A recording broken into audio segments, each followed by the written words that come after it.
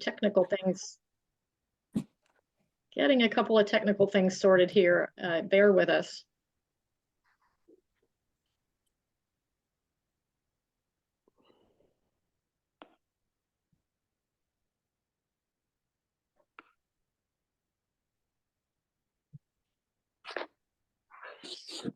Amanda, do you want to see if you can make Lisa co-host? Because for some reason it is not taking it from me. Or, yeah, I don't know why. I'm not able to, unfortunately. Okay. Let me switch it and see if I can take it away from you and give it to Lisa. Sounds not very nice. I think we could also just leave it as is, since Amanda has a better internet connection than I do. Anyways. Right. Yeah, I'm not sure what's going on there. Anyway, here we are. One more little thing here. If I can get this sharing properly. There we go. Thanks for the patience, folks. Gosh, if we're not used to this by now, I don't know what we are used to. I am Elizabeth Beggins. I'm really glad you all are here today. I'm glad nobody blew away in the storms from yesterday. If you're local, you know what I'm talking about.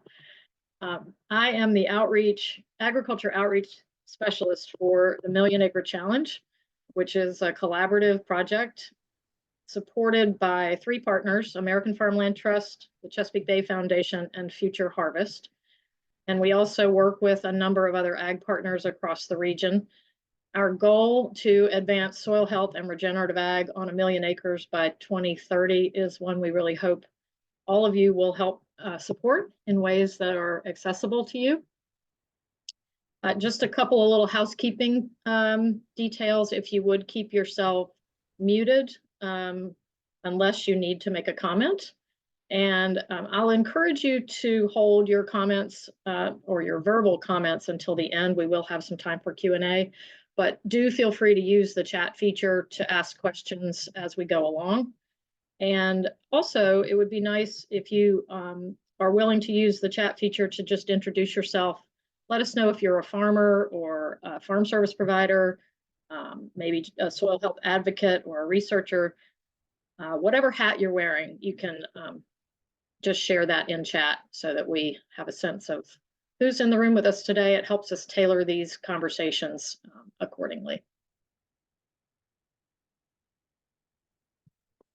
So some of the work of the Million Acre Challenge, which I won't go into great detail about here, we do have a website. It's there at the bottom of this slide if you'd like to look a little more thoroughly into what we are doing. But some of the work is captured here. My colleague Lisa Garfield, who's with us today, is very involved with the soil health benchmark study through her work at Future Harvest. That is a long-term soil health study being offered out of PASA. And is expanding this year to from Maine all the way down into the Carolinas. So that's a really exciting initiative. We also have a number of engagement opportunities like this one, like field days. We also offer advanced farmer networks that we're working with producers who are sort of early adopters. All of this is designed to put producers in community with each other.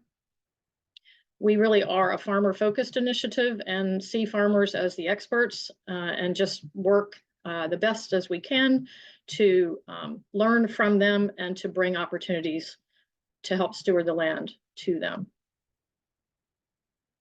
Elizabeth, we are not seeing slides yet. Oh, well, gosh, thanks for that heads up. That's so interesting. All right. Let's see. I'm just having a day of technical difficulties, my friends. Let's see here. There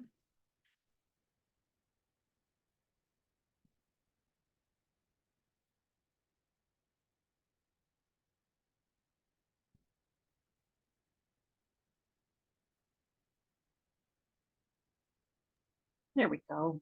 Thank you. All right. Well, I will back up just real quickly so you guys can see this particular slide, which sort of highlights the work of the Million Acre Challenge, soil testing and benchmarking, farmer-to-farmer networking, practice implementation, and economic case studies that are coming out of American Farmland Trust, which we're really excited to be able to share with you all when those are ready. So this particular slide is just to give you some opportunities to connect with us outside of here. We always encourage folks to join the Million Acre Challenge. It's sort of a no strings attached, and you do not have to be a farmer, although if you are, you'll be asked a few additional questions. As I mentioned, we do these lunch and learns once a month. We also have a sort of comprehensive once a month newsletter with opportunities for funding and news of interest and local and regional events. The Million Acre Challenge also has some funding opportunities for farmers in the form of a regional conservation partnership program, that's that RCPP, and through some climate smart farming and marketing funding led by PASA. The QR codes on this slide will take you to more information about all of those, but don't hesitate to reach out to us individually if you'd like to learn more.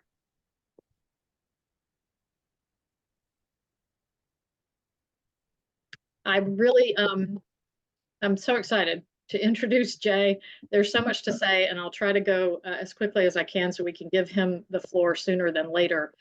He is a fourth generation farmer who owns and operates Baxter Farms Incorporated in Georgetown, Delaware, with the support of his sisters and a grandmother who just turned 94.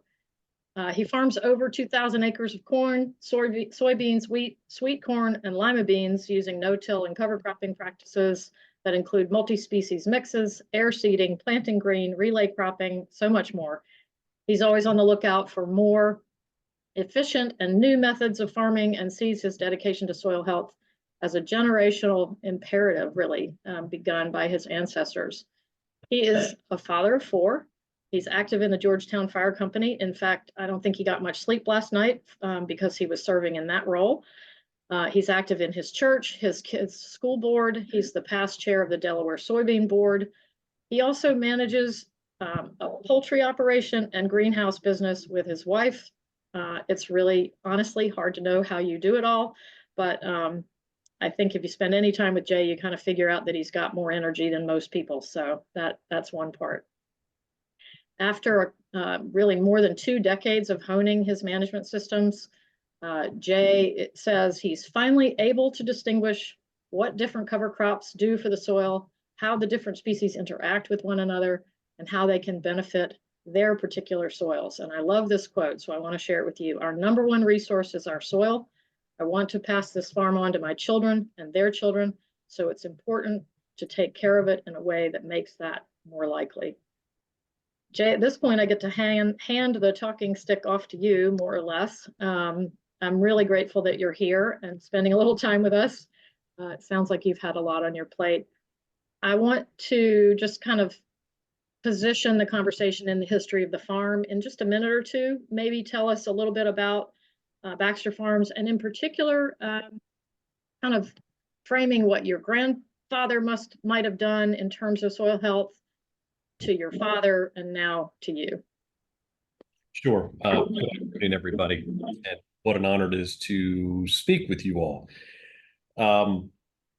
So our story goes back further than just 4 generations, and it's hard to quantify that number when we're talking. But we've got land in different parts of our families, whether grandparents on my mom's side or on my grandmother's side, her side of the family. We've got land that goes back to land grants. So agriculture runs deep in our family, and it runs deep in our blood as well. But we give credit to the Baxter name, and that's what puts me the 4th generation, and my children being the 5th generation that want to farm and want to farm at Baxter Farms.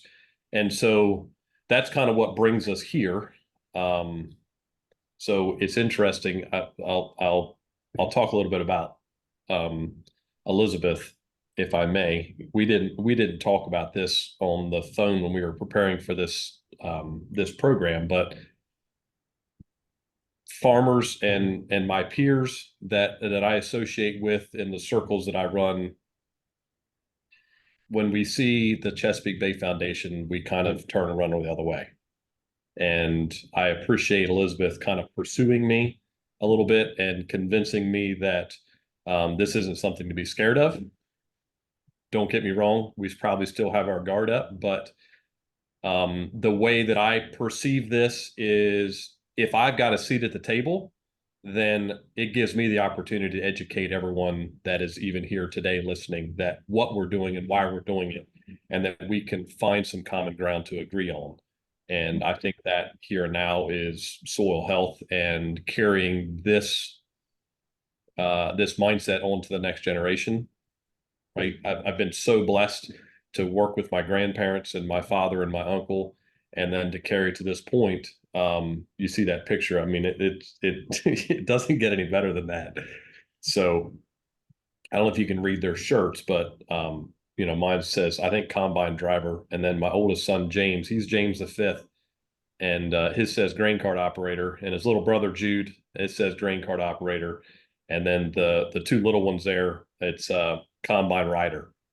And then my wife, it says waiting on a farmer, which is this was our Christmas card this year, and it's the best one we've ever had. These shirts my wife came up with, and so that sums up our lives.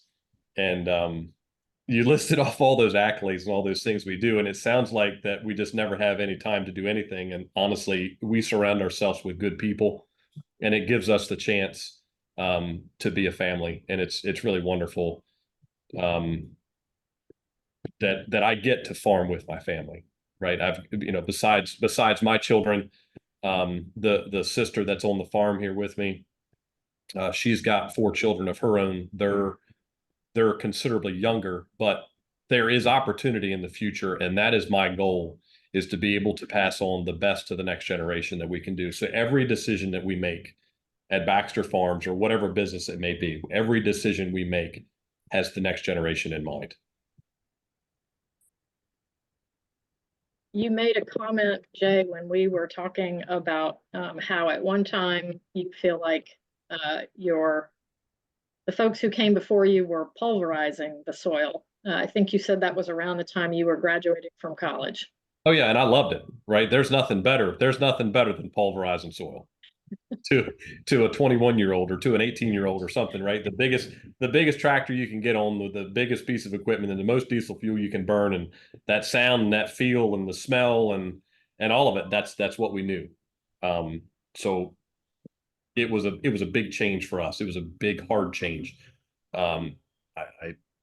This looks a little bit like a rotary hoe, but I'm not sure what exactly they're doing, breaking up that crust. And so that was one of the first jobs I had when I was old enough to reach the clutch pedal, is rotary hoeing corn and soybeans to get a good stand, because we had pulverized the soil so bad that we had crusted over in a rain.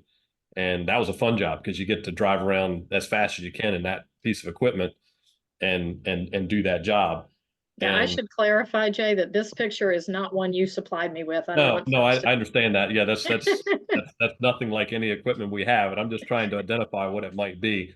And I think that's what it is. I think they're following a piece of tilled soil that they've just planted into, and they have to break the crust up in order to get the crop to come out of the ground.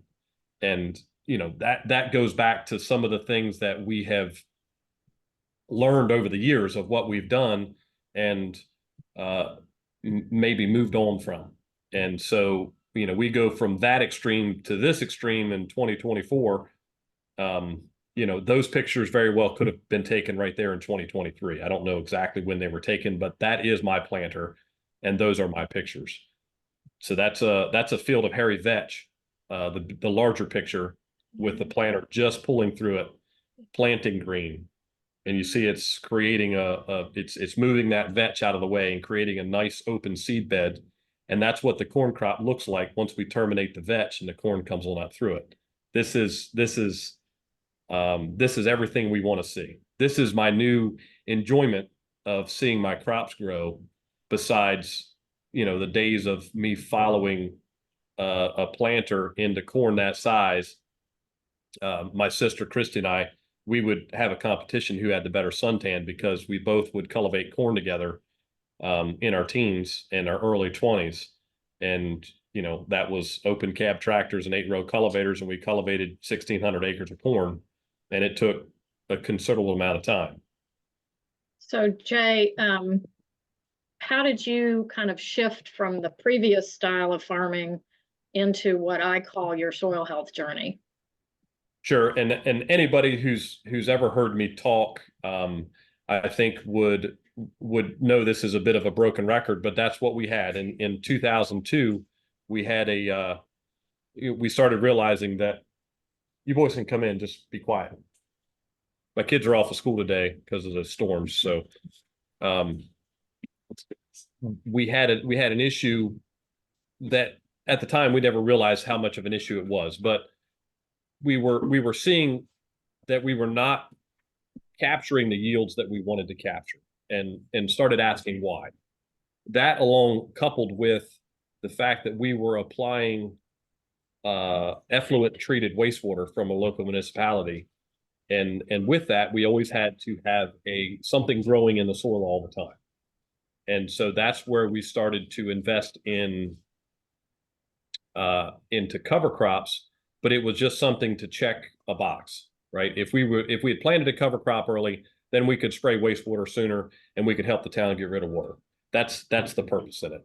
And that's when the question started to happen to a young man that had just graduated college, that why, right? Those are the questions that we all ask, is why. And some of them ask them a little bit more or a little bit harder than others, but that's ultimately what brings us to the points of something can be changed, something can be different. What can we do different? What can we do better? What can I do to improve my bottom line? What can I do to better my farming operation for carrying something forward into the future that is beautiful, and not just something that's been carried for the sake of carrying. Mm-hmm. So for those who don't know, hairy vetch is on some farms it's not a nice word, but Jay has found it to be something that really works for him. So I'm going to let him talk about that a little bit in the context of his cover crop program. Sure. Like I said, we were just, whatever we could apply to check that box of cover crop. And as we started to ask questions, started reaching out to people that, had connections, and, what can we grow if we're forced to grow cover crop? If we're forced to grow cover crop, what can we grow that will help us to benefit more than just, throwing some wheat seed out there, some bin run wheat, and then having to come in as soon as possible and spray it and kill it so we could get on with our farming practices. And that's where this came from.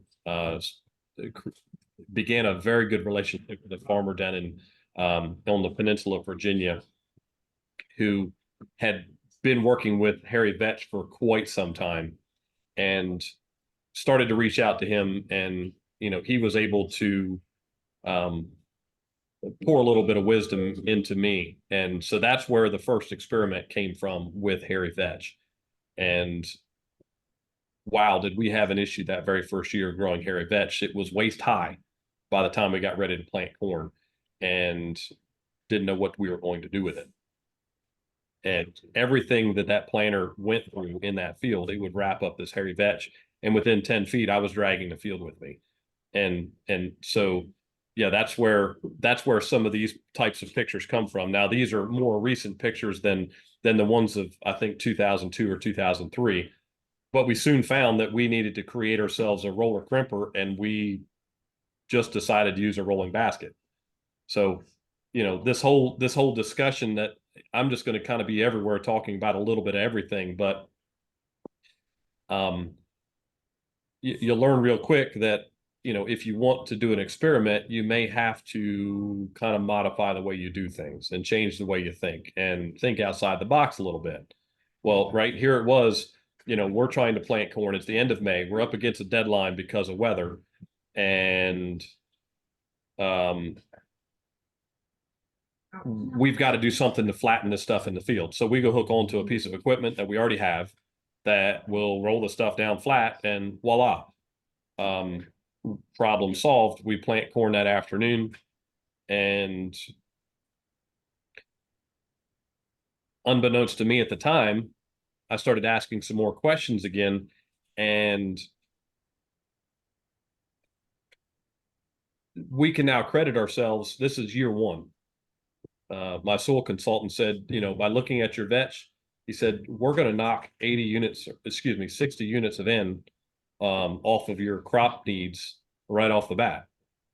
Holy cow, right? I mean, there's 60 pounds of nitrogen that we no longer have to apply to a corn crop to grow it. Well, that's a huge light bulb that goes off, and the rest is kind of history, right? We started taking on more and more acres of growing cover crops, and the purpose being, and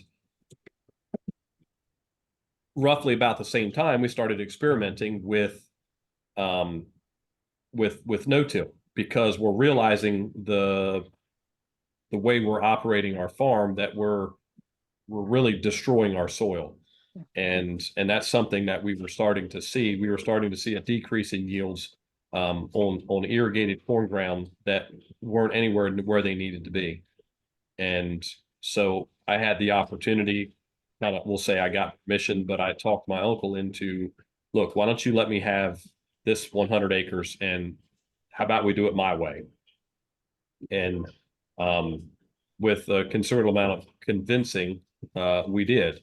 And not only was my uncle a hard sell, but my grandfather was even a harder sell.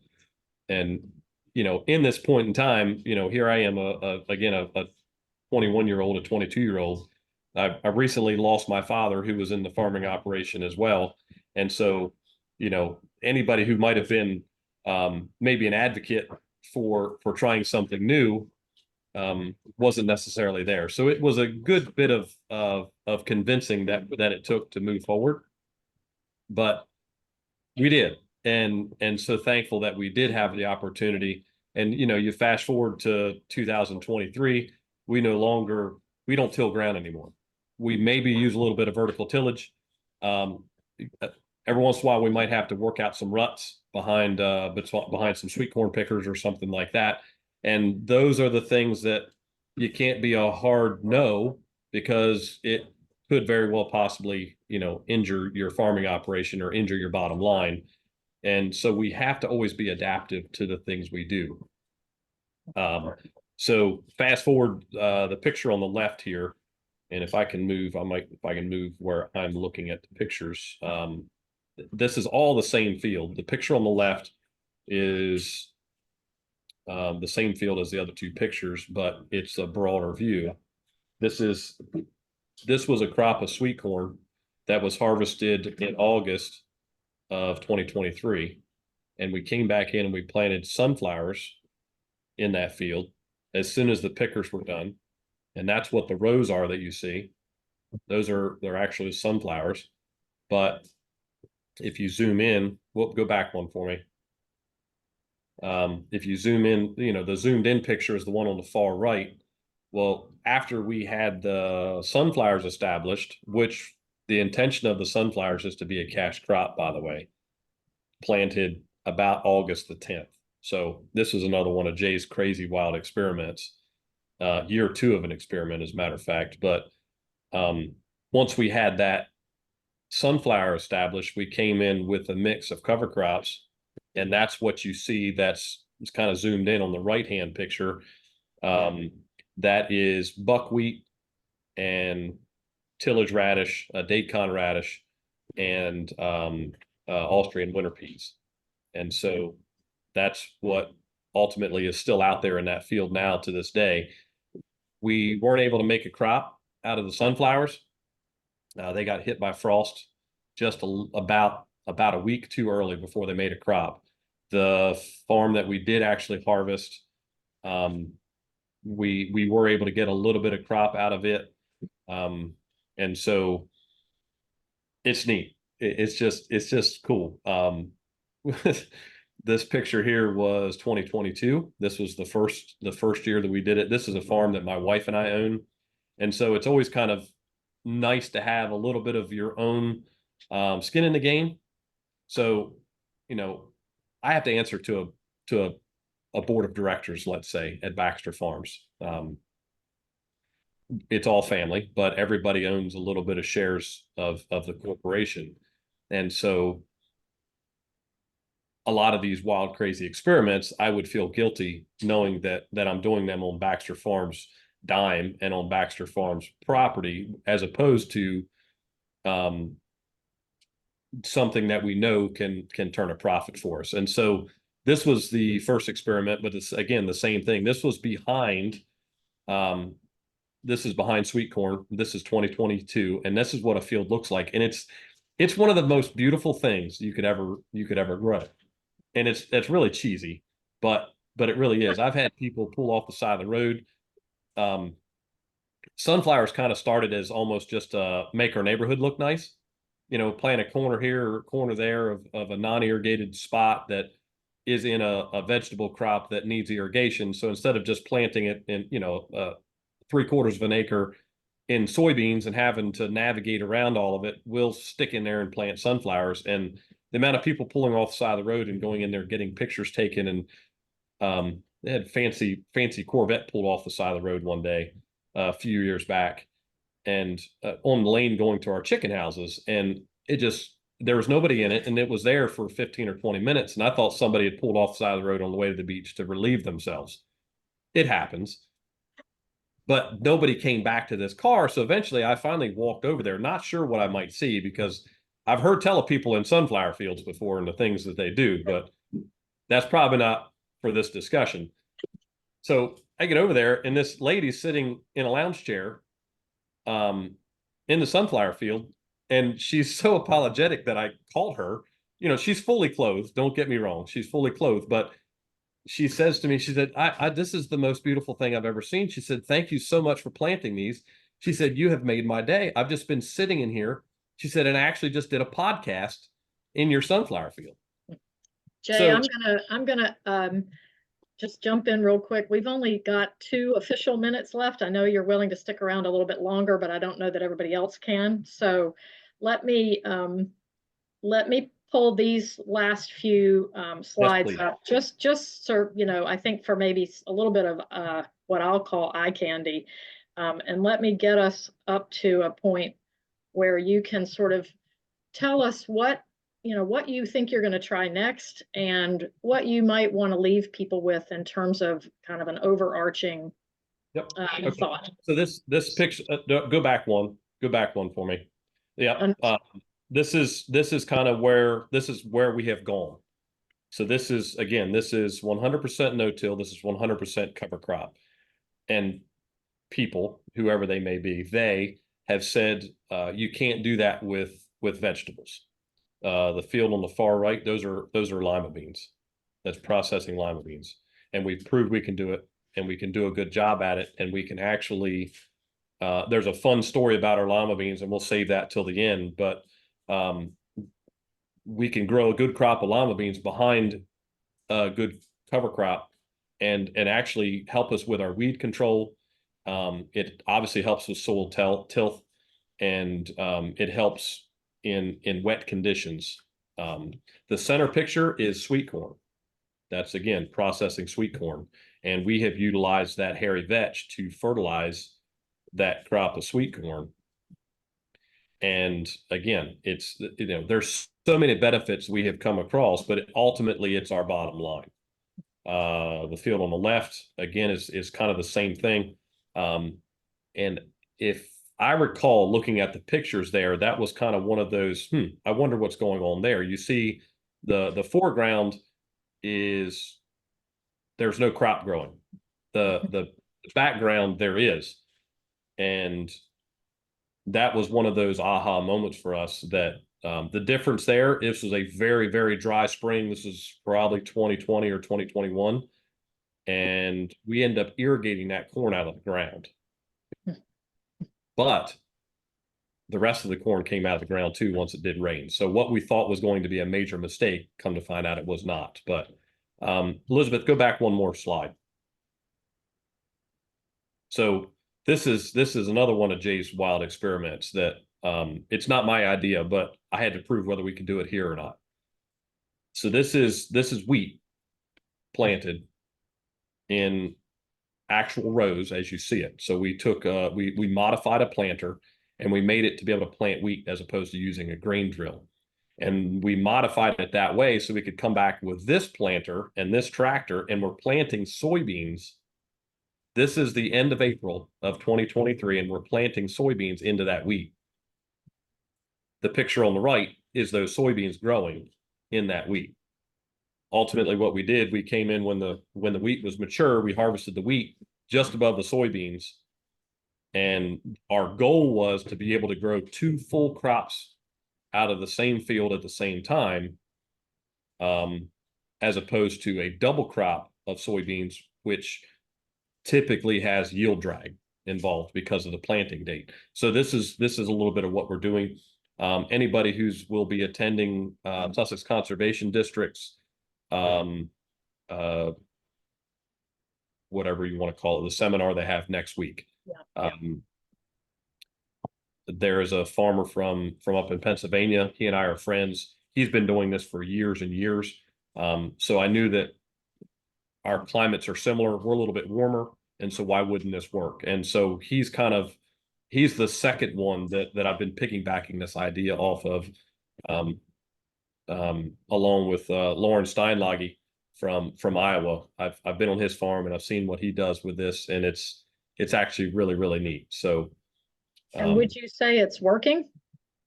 it's working. We're still in the experiment phase. We struggle with getting our wheat planted in time in order to create a good crop of wheat to make it worthwhile.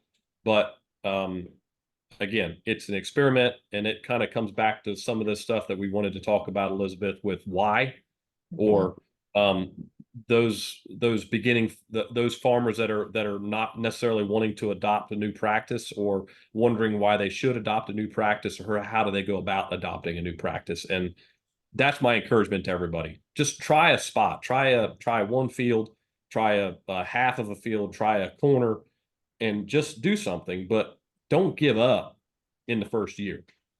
I think a good experiment needs at least 3 years to make it work or not work, to prove the point.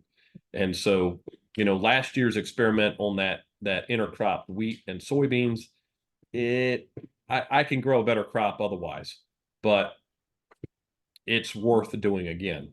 So that's kind of my answer there.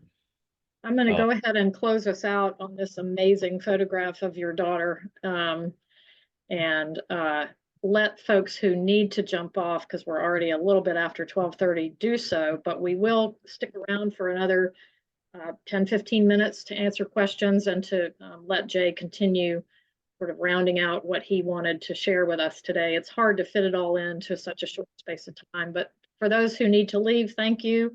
I'll pop up this last slide real quick so you can see that. There's our website. Thank you very much for the work that you're doing and your curiosity. I can go back to slides if need be, or I can stop screen sharing and we can all just be in the room together for questions and further exploration. If you wanted me to jump back to anything, Jay, let me know. Well, there's quite a few questions. There was some questions asked in the chat. So let's make sure. I'm going to go ahead and stop screen sharing for now. Lisa, did you want to tackle that? Yes. Question? So first question, which happens to be mine. Can you give just a quick overview, a quick step-by-step describing what equipment and the timing you used when planting no-till veg behind your cover crop? Okay, so when we're planting a cash crop behind our vetch cover crop is what specifically you're asking? The lima bean specifically. Yep. Okay. So it's all the same planter, to be honest with you. Our soybeans get planted a little bit different with some updated equipment for Baxter Farms, but everything we plant, we can plant with the planter that you've seen multiple pictures of. That's the big 16-row planter being pulled with a Steiger. It is what we designed to be able to do this efficiently the way we want. This planter was built in 2016, 2017, something like that, after multiple years of doing no-till and cover crop. But we knew that there was things that if we were to do it again, we would do it differently. And it seems like every year I'm tweaking my planter just a little bit to make it more efficient, to make it operate the way that I want. And just like our soil is a living organism, it changes from year to year.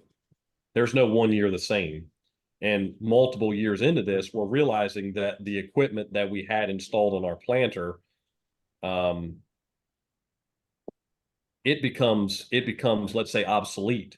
And there's different options, better ideas, or our soil has changed enough that we no longer can utilize the stuff we did years ago.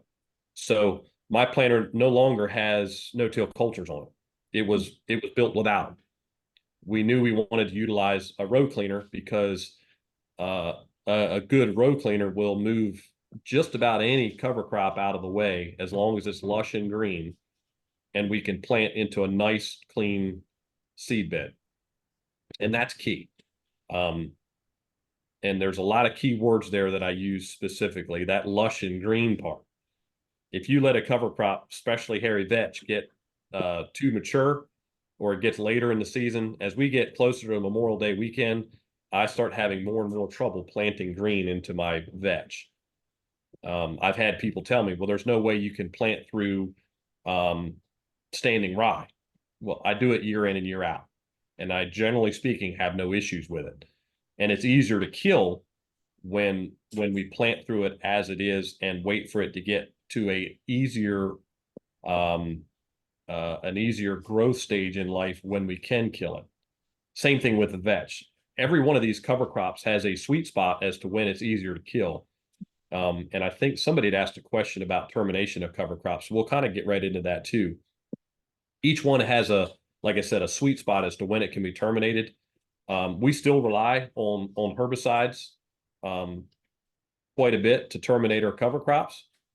There are specific instances where we'll either bump out a specific herbicide in the sprayer pass, or we'll bump out the whole entire sprayer pass altogether, because we know we've been able to do a good enough job of terminating our cover crop with the equipment we've pulled across the field. A lot of times, the planter will do a fairly substantial job of destroying that cover crop. And that's what my next goal is. I want to be able to, once I pull that planter across the field, is to skip the next planter pass. Excuse me, skip the next sprayer pass is what I meant to say.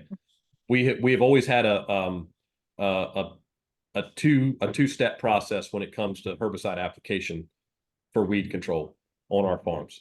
And it was always, one being a burn down with some residual control, and then the second, longer residual control and cleaning up any escapes that we may have had to carry us through. We have a few specific weeds that have got to be addressed, otherwise they will overtake the farm. And we continue to declare war on that. So for me to say that we've cut out herbicides is by no means, but we have been able to cut out either specific trips across the field or cut out certain expensive herbicides going across the field. And this gives us the opportunity also to diversify the herbicides we apply, and we can pick and choose which ones we want to use based off their efficacy and what I perceive as what they do to my plants and my soil.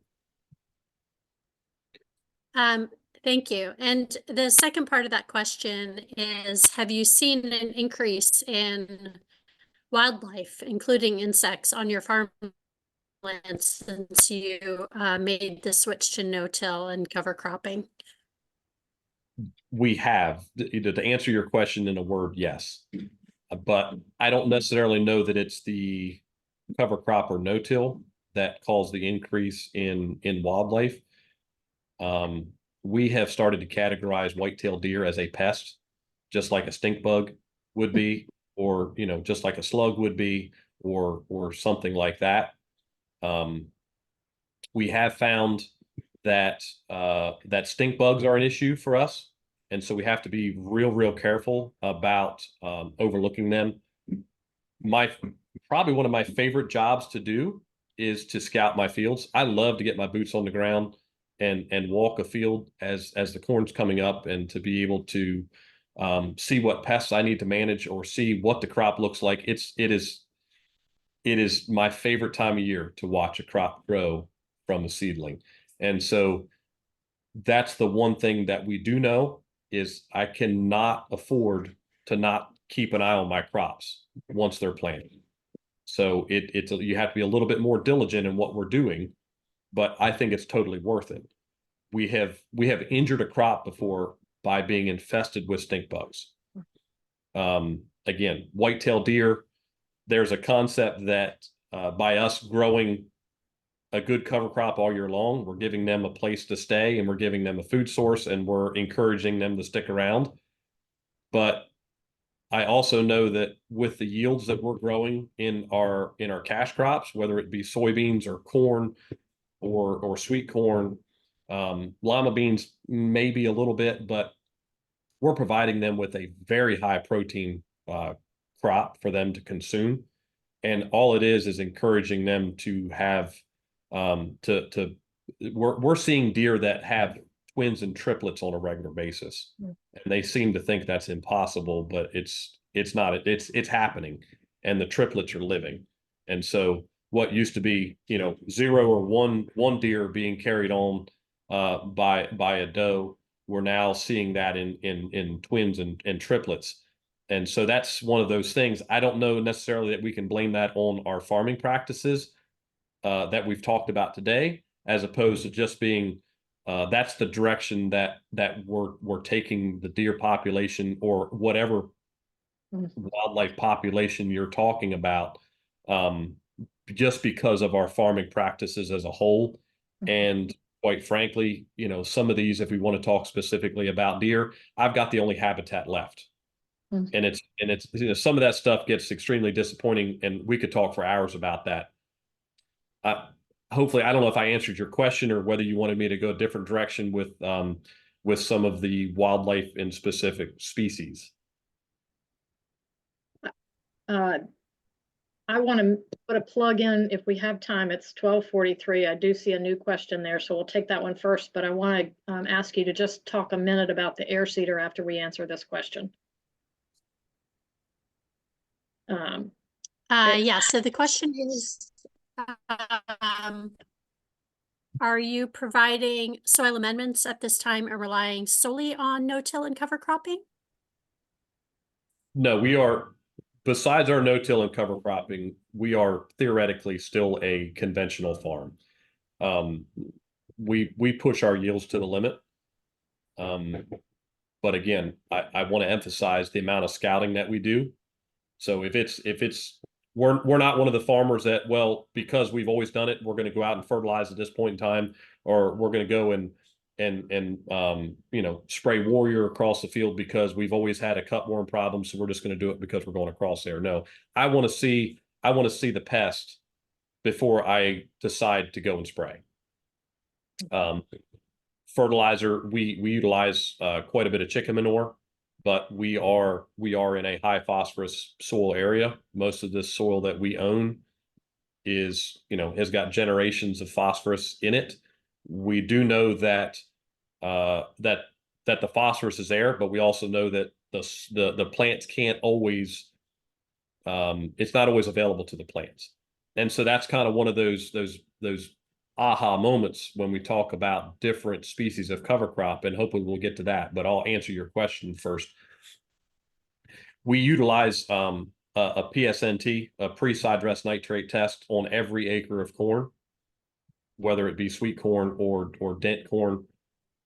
But it's not just a PSNT. We also compare that to like a checkbook method. So we track every pound of N that goes into the field, whether it be from poultry manure or from commercial fertilizer, whether it's a dry blend or whether it's UAN solution. but we will come back and we'll side dress. The way we're equipped, we can actually side dress twice.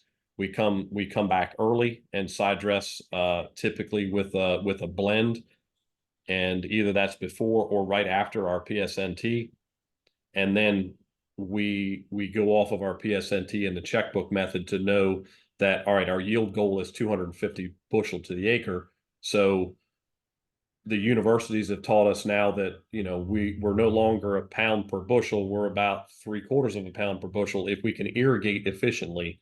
And so that's another whole discussion for another time, is efficiency of irrigation that we've discovered in this whole operation. But we're seeing that other soil amendments are some of these new biologicals that are coming out. We've been working with biologicals for quite some time.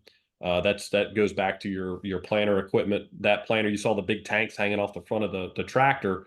That's where my biologicals go. That's not fertilizer. The fertilizer is actually on the planter itself, but we're putting biologicals on the seed when we plant. And that's Jay, a I'm going to big jump in just because I'm getting concerned about taking too much of folks' day. Two things real quick, a plug for the Future Harvest Conference, which is next week. If you go to futureharvest.org, you'll see that on the main page. And then the Delmarva Soil Summit, which I think, Jay, you'll probably be there, is in February, the 6th and 7th, delmarvasoilsummit.com.org. Somebody check me out on that. I can't remember how it ends. Just for folks who want to learn more about diversified farming, soil health. Russell Hedrick and I are going to be tag teaming that one. That's going to be a crowd pleaser. Russell and I are friends, and he's probably busier than I am, but probably twice as ornery. So we're gonna have a good time. Yeah, that'll be fun. That's down in Salisbury on the 6th and 7th of February. So I did want to give you just a chance to mention the air seeder, because we had talked about it, and I know we've got somebody online here who's interested in that. So tell me how that's working, and then we'll wrap up. Right. So another business, and I'll try to talk quick. So I apologize. We've squandered a lot of time here. My wife and I started a business.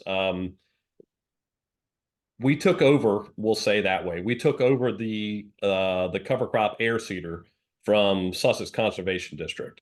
So that was a modified high boy sprayer that was equipped with a dry box and a dry boom. And so what that does, it gives us the opportunity to go in a standing cash crop, even corn, and apply cover crop seed in the row anytime during the growing year. So we have,